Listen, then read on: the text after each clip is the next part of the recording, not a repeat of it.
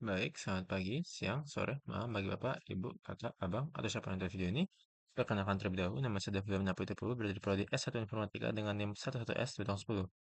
Video ini saya akan mendemokan atau menunjukkan hasil untuk praktikum eh, untuk salah satu kursus pada praktikum 6 eh, kuliah PAM. Yang pertama adalah untuk unit 6, menggunakan pertanian data dengan sebuah room. Jadi pada kali ini kita akan mulai memanfaatkan sebuah database dalam proyek kita. Tapi untuk kali ini kita belum juga langsung tembus ke SQL, tapi ada sebuah room yang kita buat yang akan nyimpen data kita. Coba kita langsung saja lihat course-nya.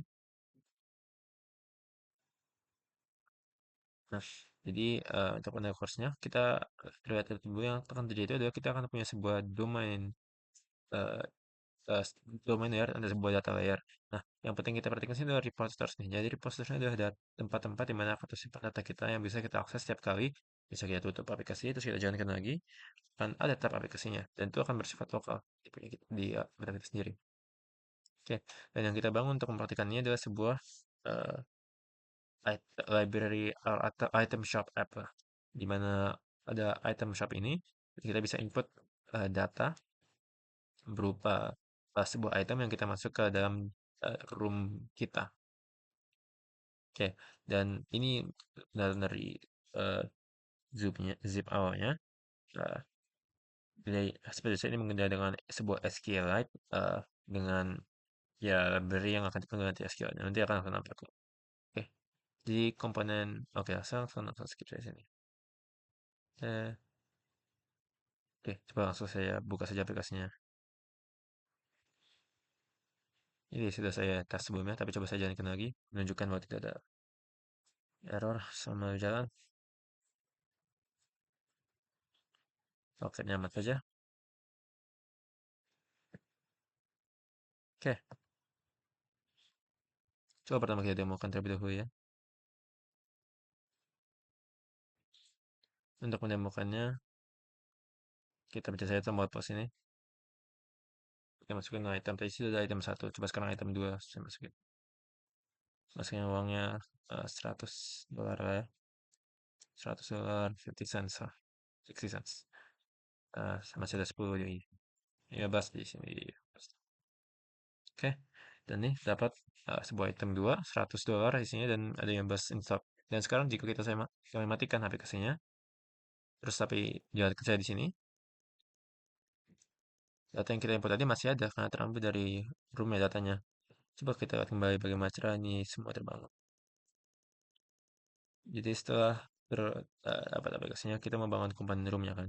Nah, untuk komponen roomnya pertama kita harus import dulu, implement dulu pada buat ke atas kita dependencies berikut eh, Android X room time dan di sini ya cukup kita panggil saja dan kita sync ulang akan dapat. Oke. Nah, ya, dari situ kita harus membuat eh eh eh, book ini masih ada dari ketinggalan kita harus lihat dulu item kita apa tadi. Karena itu kita tadi kan ini eh, punya ada integernya untuk ID ada nama yaitu berupa string dan ibaratnya data yang tadi bisa sebelumnya pas kita mau input item ini datanya. Nah, eh, lanjut dari sini eh, baru kita mulai eh, mulai mulai membangun DAO untuk itemnya. Nah, jadi cara DAO itu ada objek akses data dan itu eh, ibaratnya ada satu layer lagi yang kita perlu ada satu komponen yang kita akses atau terhubung dengan aplikasi kita yang akan ambil dari database kita. Nah, di sini eh, untuk membangunnya kita buat dulu pakai data sebuah file namanya item DAO.kotlin. Bisa kita saya lihat sini ya biar nampak. Oke, atau data kotlin. Dan ini kita masukin SQL queries ya. Jadi query ini akan mengambil data dari SQL kita ini kan itu kan ini to get all items select all from items itu nama dari dari ya dari eh, tabelnya lah, dari tabel dalam database-nya dan ini sebuah ketentuannya jadi akan by ascending nanti ngambil datanya mana yang terjadi dua.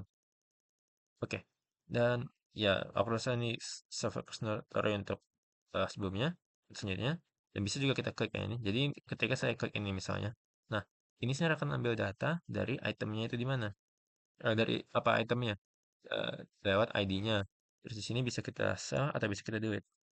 Dan bisa saya sell dan bisa kalau situ apa jadi kalau saya sell quantity in stocknya berkurang satu. Dan kalau kita delete ya itu akan langsung delete saja itemnya. Berarti itu untuk sell itu menggunakan date. Kalau delete itu ya delete yang menggunakan delete. Oke. Dan aku rasa itu untuk pengumuman kita biasanya. Saya akan coba jelaskan teknik-teknik saya tentang bagaimana aplikasi terbangun di luar dari situ.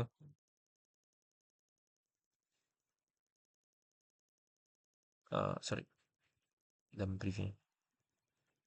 Oke, coba kita lihat dari screen paling pertama yaitu home screen-nya. Dan ini coba terus.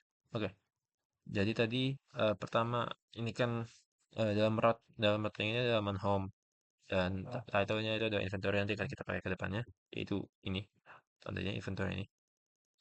Oke. Nah, dari situ kita akan mau bisa punya beberapa fungsi navigasi sini. Yang pertama ini uh, tidak ada terima input langsung ke berarti unit. Kalau ini nerima int dan berarti unit. Ini tuh artinya kembali ke sebelumnya itu artinya data data yang bisa juga kosong. Berarti bisa juga artinya tidak ada perubahan walaupun kita bilang mau kita panggil fungsi mungkin mengubah. Oke, ya gini cara terbangunnya pertama ya bangun saja uh, tab app bar-nya menggunakan ini. Nah, dari situ kita akan panggil panggil card ya bukan card ya sini tapi ini sebuah voting action button jadi setiap item ini ya, ya tipe bentuk itu vote action button di mana jika kita klik akan pergi ke item entry. Coba kita lihat di mana sih navigation item entry. Substation.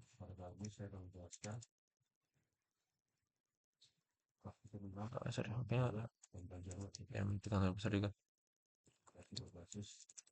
Saya salah ya. Oh, sorry. Navigate. So, gimana tadi ya?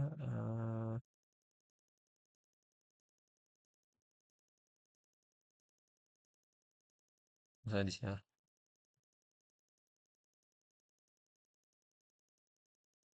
Di yang tadi navigate to item entry tadi itu, ini saya highlight, gampang dilihatnya. Eh, di mana itu akan ada eh, no no unit awalnya, berarti ini maksudnya ketika saya klik ini nggak ada kan data yang terlalu selain ya, selain mungkin klik saya bisa mungkin agak klik saya input. Tapi itu mengarahkan ke halaman selanjutnya, halaman yang mana akan mulai mengupdate datanya. Dan untuk yang update datanya, eh, itu ketika kita melakukan perubahan. Jadi ini coba kita sekarang lihat di fungsi home body ini lagi-lagi kita akan bangun kembali aplikasi kita.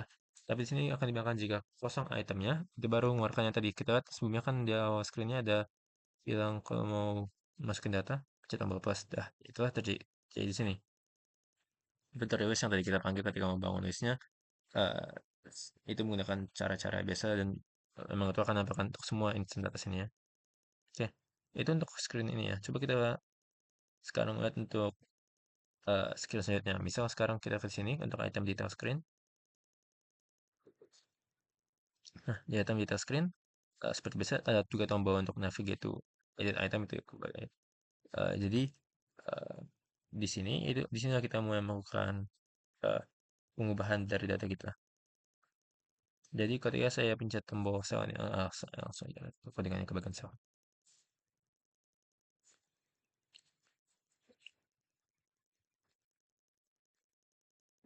Jadi di button ini on click dia akan manggil on sell item kan.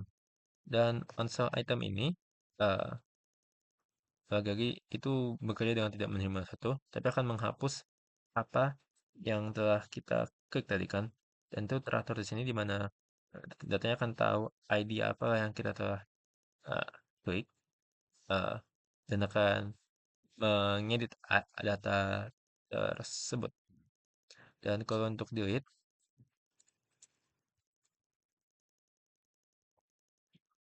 on delete bisa mungkin langsung saja baca dari komen saja. Tapi Untuk content akan melakukan yang cukup sama, tapi di mana kalau tadi kita akan manggil post untuk uh, duit item ya. Jadi the view model duit item ini itu akan manggil dari sini. Jadi kembali ke get repository kita, di mana duit item ini akan uh, terpanggil dan apalah yang terjadi, apa yang dipanggil ini yaitu ini ya, suspend fund duit item ini. Oke. Dan aku rasa kayaknya itu saja sih untuk penjelasan untuk yang ini. Eh, jadi itu untuk video tentang inventory. Kita akan langsung lanjut ke selanjutnya.